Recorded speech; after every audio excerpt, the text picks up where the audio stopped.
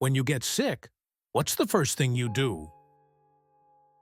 Maybe you reach for medicine, or you book an appointment with a doctor. Because deep inside, you've been taught that healing comes from outside. From pills, from procedures, from technology. But what if I told you that centuries ago, there was a man who challenged this idea? A man who claimed the true power of healing did not lie in herbs, or knives, or chemicals, but in the hidden force of the mind. His name was Paracelsus, and what he discovered could completely shift the way you see health, sickness, and even yourself. Now pause for a second. How many times have you felt sick, only to realize it got worse when you were stressed? Or that your body suddenly improved when your spirit was lifted by joy, connection, or even hope? What if these weren't coincidences, but echoes of the forgotten medicine of the mind? Paracelsus lived in the 16th century, a time when illness was feared as punishment, and doctors treated the body with brutal methods, bloodletting, toxic metals, and guesswork disguised as science. But Paracelsus saw something they didn't. He believed that disease was not simply material. It was energetic. It was a distortion of the harmony between the body, the spirit, and the cosmos. And if the spirit could be wounded, it could also be healed. Not by force, but by aligning thought, intention, and energy. Paracelsus became a pioneer of what we would today call psychosomatic medicine, the idea that the mind shapes the body, and that true healing requires treating both. He shocked his peers, saying, "The mind is the doctor. The body is the patient." And though they mocked him, his cures worked. He treated the poor, the forgotten, the ones the real doctors abandoned, and many of them survived against all odds. Centuries later, science is finally catching up to Paracelsus. Neuroscience shows that stress doesn't just make you feel bad, it weakens your immune system. Placebo research proves that belief itself can trigger real biological healing, sometimes stronger than the drug being tested. Psychoneuroimmunology, a modern field of study, confirms the direct link between thoughts, emotions, and the body's ability to fight disease. Think about it. Your body releases cortisol when you're afraid. Your heartbeat races when you're anxious. Your wounds heal slower when you're depressed. This is not magic, it's biology.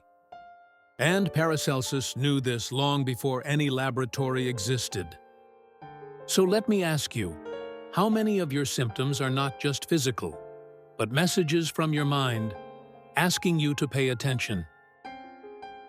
And if the mind can make you sick, what might it do if trained to heal? Here's the part that changes everything. If healing can come from the mind, why were we taught to ignore it?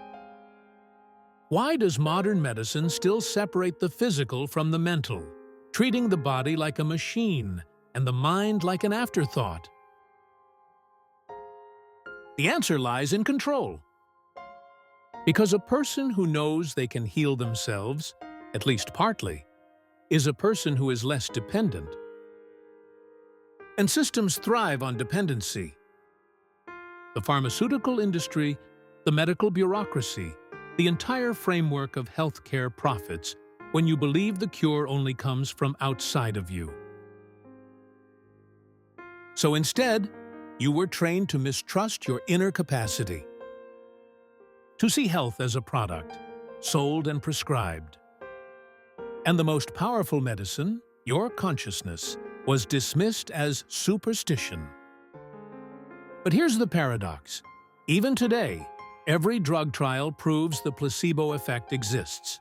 Every healing practice, even the most advanced, still activates belief. The mind was never removed from medicine. It was hidden.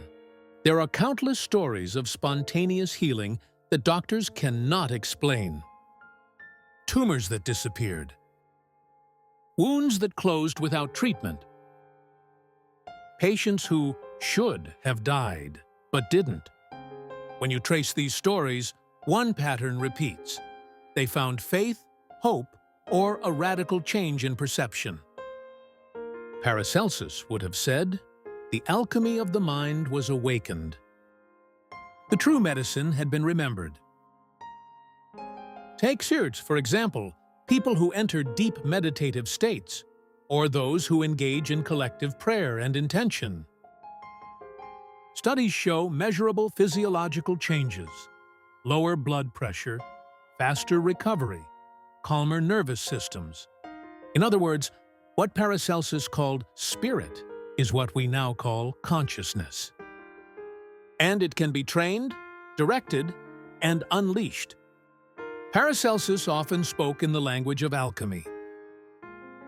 To him, the body was a vessel. Sickness was not punishment, it was imbalance.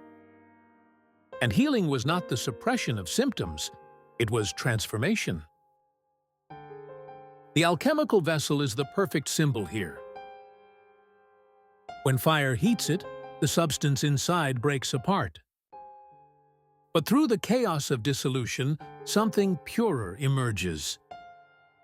This is healing, not erasing what hurts, but burning through it until new order is born.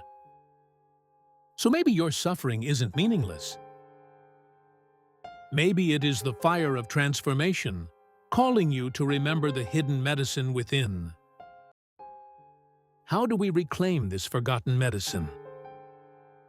Not by rejecting doctors or science, but by restoring the missing half, by remembering that the mind is not separate from the body, but the bridge that connects it.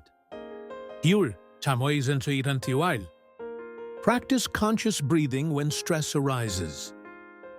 Direct intention toward your healing, not just your symptoms. Feed your spirit with joy, connection, and meaning, because they are medicine too. Your body is not just biology. It is biography. And every thought you hold is a chemical, every belief a medicine, every intention a force. Paracelsus dared to say, "The mind heals." Centuries later, science agrees. And maybe your life is the next proof. Because you are not just flesh. You are consciousness in a body. And when you remember that, you awaken the doctor that was always within you. Welcome to Fragments of Reality.